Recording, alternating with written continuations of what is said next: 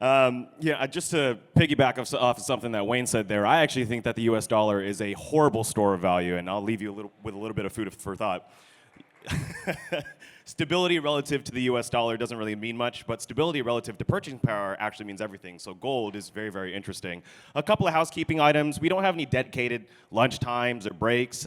We do, however, will have food and beverages served throughout the day. We're going to keep this day rolling with talks, panels, keynotes. So you can feel free to stay here to listen to all the talks, but if you want to, you can take a quick break, refresher, check out some of the sponsor booths over in the back. And now, it is my absolute pleasure to introduce Paul Brody, who is the global lead for blockchain over at EY. He is also an author of a book called Ethereum for Business. I am so excited to hear his talk about growth drivers for stablecoins. Welcome, Paul Brody. Hello, everybody. There we go. There's my starting page. So yes, as I was excellently introduced, I am Paul Brody, global blockchain leader at Ernst & Young, and I want to talk to you about stablecoins. We are at EY one of the big global accounting and professional services firms. You've all heard of us, right? Yes? I don't know. How many of you are actually awake, had some coffee? I know it's Friday, token 2049. Most of you have had like 3 hours of sleep a night. Some of you have had 4 hours of sleep a night. But I think that I wanted to speak at this event because stablecoins are going to be a huge business over the next decade, right? They are basically going to be essential. The prior speaker, this idea of like a dollar shortage is a real thing. There is a significant shortage of dollars, and I actually think the dollar is perfectly fine as a store of value. My Econ 101 professor was Ben Bernanke, and so I probably think that I'm one of the people who thinks that quantitative easing was a good idea instead of having, say, another Great Depression. But I think overall, we need stablecoins to facilitate global business, and we need many, many more of them than there are today. Our expectation is that a decade from now, so today there are about roughly $171 billion of stablecoins in the global blockchain ecosystem. A decade from now, we expect there will be about 2.5 trillion. And I will tell you how we get to that number and what we think about its kind of likely composition. So there are three big drivers in this kind of global stablecoin ecosystem growth. The first is buying assets, right? You need money to buy assets, and most of the assets that people are going to buy, they are going to buy them in US dollars, and I'm going to come back to that. Secondly, consumer payments, and thirdly, business ecosystems. So let's start with this whole concept of investable assets. So right now where we are is that most of the world is spending a lot of time talking about crypto, right? And crypto is certainly going to be big, and it's going to be foundational. My own expectation is that crypto is, for the most part, going to be, it's going to have an upper ceiling, and it's not going to be particularly high. To give you a kind of a sense of the benchmark, there are about $800 trillion of investable assets around the world. Precious metals are less than about 15 trillion. And of that 15 trillion in precious metals, $14 trillion is gold. It's actually relatively straightforward. A lot of people like the idea of gold. It's kind of interesting, like people have tried gold stablecoins. There haven't been a lot of adoption because we're not used to thinking about prices in terms of gold, right? It's also not normal for prices to stay the same. This is really a big myth. Prices are not supposed to stay the same. They are supposed to change over time, right? And currencies like the dollar are not supposed to guarantee you consistent purchasing power. They're supposed to be a mechanism of exchange, and they're supposed to provide, if you look at the mission of the Federal Reserve, their mission is price stability, which is not the same as frozen prices, and full employment. But nonetheless, gold and cryptocurrencies, I think there's something of an upper limit there. It's higher, much higher, like probably 6 or 7 times higher than it is today in terms of the amount of kind of crypto out there and its value. But it's a drop in the bucket compared to some of these other tokenized real-world assets that are coming to market. And real estate is personally my favorite. There's $379 trillion of real estate, and much of that is going to be bought and sold and transacted using stablecoins. Right now, this access is relatively limited. So much of the world's asset pools are pretty much off limits. Doesn't matter how you buy it, they're off limits to the crypto and digital asset ecosystem. They simply cannot buy things that are not fully regulated inside of global regulatory environments, right? This is why the ETFs and the regulatory approvals are so incredibly important. In fact, I believe what we really have now is we have a new blockchain trilemma. So the old one was about scalability and transactions. The new one is this. You can have customers, you can have tokenized products, or you can have regulatory approval. Pick any two, right? When I talk to clients these days, they're all struggling with some combination of having one or two of these and trying to get the other two. If they have tokenized assets that they can sell and they have regulatory approval, they might not have access to customers, right? But most of the assets that are out there today are kind of locked behind a regulatory wall. Once that regulatory wall goes down and people have approval to buy and sell, then they can become part of the portfolio allocation process. And when that happens, we can really put them in. Give you a sense, most major pension funds, which are the world's biggest investors, have space in their pension funds for alternative strategies like tokenized assets and crypto assets in the range of 10 to 15% of their total asset portfolio. That is, all in, probably $80 trillion worth of potential assets that could be going into a kind of tokenized digital asset ecosystem. But it's going to be a relatively slow movement towards that. The benchmark that I'm using when I think about how quickly people will shift into buying tokenized assets and buying them with stablecoins is the same one that I would use, that I look at historically in the transition from all bond investing to mostly stock-driven retirement funds, right? It took about 40 years for the world to go from, hey, you've got stocks in your retirement fund? That is crazy. That sounds really risky, to, oh my gosh, your retirement fund is all bonds. You're never going to, you're going to be working until you're 95 in order to retire, right? So it took about 40 years to get from, basically 3% stocks to 70% stocks. I think it will take about 40 years for the whole crypto asset ecosystem and the associated stablecoin demand to get there. So, but overall, this is by far the biggest driver of stablecoin demand. For consumers, I think there is a different path forward, which is that we are headed towards an experience with these newer on-chain wallets that feels almost like a retail online bank, right? You can have password resets, you can have customer service, you can have deposits, payments, loans, savings, investments, and even insurance. And I've seen sort of prototypes of some of the best new, almost digital banks. They look indistinguishable from your typical retail banking account. Now, we are still, in my opinion, we are just at this point where you can deliver a complete consumer banking experience on-chain in a wallet. But we are not there from a regulatory standpoint. Like, I would not feel comfortable putting my regular sort of checking and current account in one of these things yet. But as an experiment, absolutely.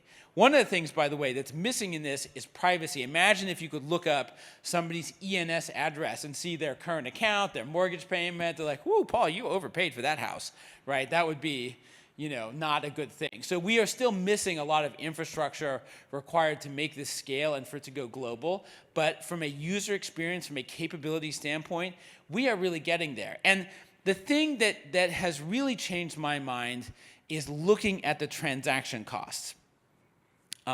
And to see the transaction costs on chain and to properly compare them to traditional banking transaction systems, I probably should have used a logarithmic chart instead of a regular chart. But this gives you a sense, like, you can barely see the transaction costs on the Ethereum L2 ecosystem compared to traditional credit and debit cards.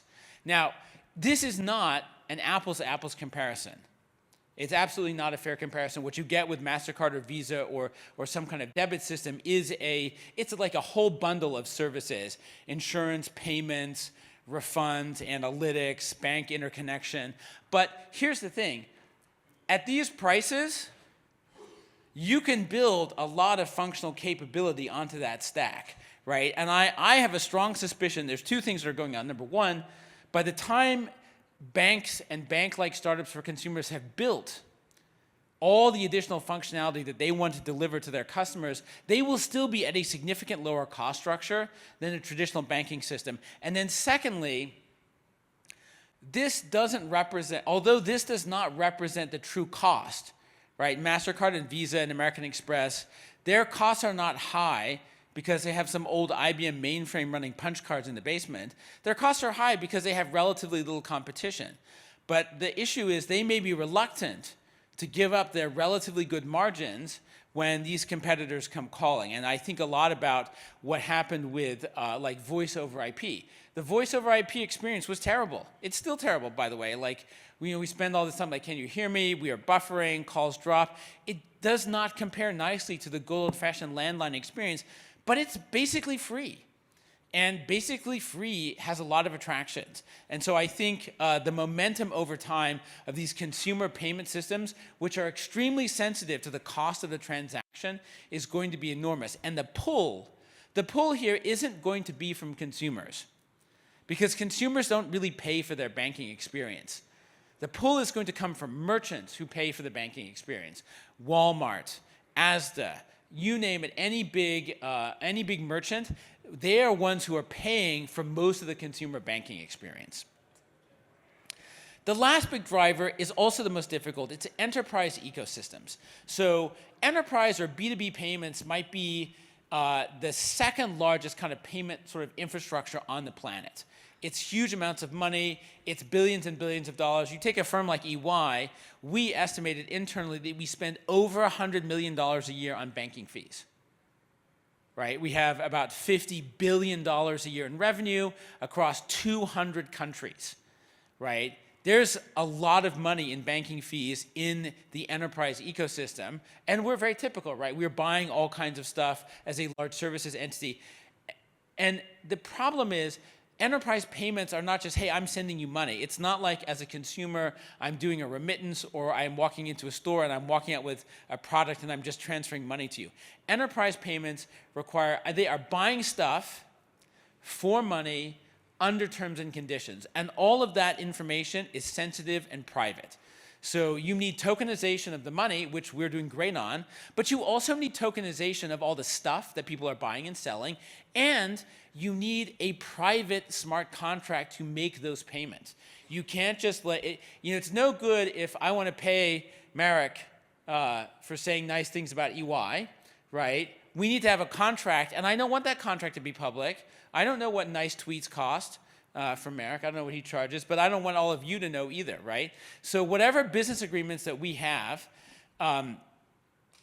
it's really important that they remain private. So enterprise ecosystems are going to be the last big payments infrastructure to come on board, but trust me, it's coming, because executing on this has a huge value proposition. If you think about tokenizing a supply chain, right? So if you think about your smartphone or anything that ends up in your house, it's got raw materials that you can tokenize, right? They turn into products, they get distributed, and they move through the supply chain. So tokens move from left to right, product tokens move from left to right, and money tokens move from right to left. And we can set up all of this process using smart contracts, right? And I want to give you a sense of how much more efficient this process can be. EY, about 6 years ago, built a system from Microsoft called for the Xbox Video Game Network system. Now, first of all, I have to pat myself on the back for selling software to Microsoft, because that is an achievement. Trust me. Secondly, what we did was we took all of these we took all the business contracts that Microsoft had with something like 3,000 different suppliers of video games, and we turned them into Ethereum smart contracts. We did not have good privacy technology back then, so we did it on a private Ethereum network inside of Microsoft. But the results are pretty amazing. Cycle time to process contract payments at the end of the month went from 45 days to 4 minutes. 45 days to 4 minutes. If you're in consulting, any consultants here? No consult. What can we got? One consult. 99.6% cycle time improvement is generally considered good, right? We also cut the total operating cost for the Microsoft system by 40% by switching from traditional systems to smart contracts, right? When all the obstacles to doing this are resolved, the payoff to enterprises for doing this will be enormous. They will do it. They will do it as soon as it is easy for them to do it. EY, our big investment in the blockchain ecosystem is all around privacy technology. We have been building very heavily 2 big privacy tools, which I hope all of you will make use of because they are public domain and open source contributions to the Ethereum community. They're EVM compatible. One is called Nightfall. It's a layer 2 privacy network. It can handle fungible and non-fungible tokens with an extremely high level of privacy.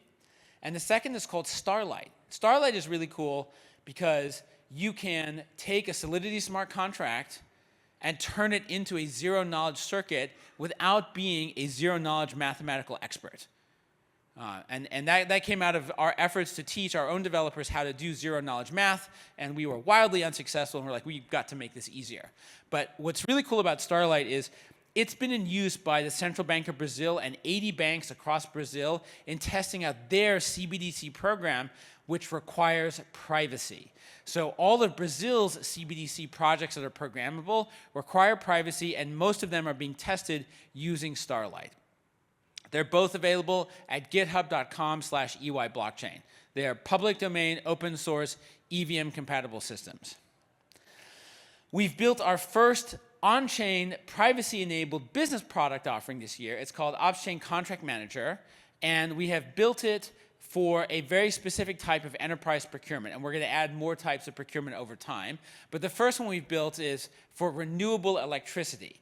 And what it does is it takes the terms and conditions between a buyer of renewable electricity and a seller and turns them into a on-chain smart contract. And what's cool about this is these contracts are actually really complicated. So what happens is buyers of renewable electricity don't actually buy the renewable electricity from the generator themselves. They buy it off of a marketplace, and then they have a true-up process with the generator at the end of each month or each quarter to say how much was the difference between the market price and the agreed-upon strike price. Right? This smart contract keeps track of all of the terms and conditions and just makes sure that the payments and the amounts owed are exactly correct. Right? And that's what we were trying to do for Microsoft without privacy. We can now do on public Ethereum with privacy. We can basically make it like we can put enterprise business procurement on autopilot. You set the conditions, it goes. And you never have to worry, did I get my discount? Did I get the deal I agreed upon? Did we get treated fairly? It's just done automatically. There's still a lot of stuff to do, and there's really cool stuff coming. I don't want to steal the thunder of anybody else because there's really more cool announcements coming in the next few months. But there's a few big ones that I think are immensely important in the world of like enterprise payments. The first is ERP system integration.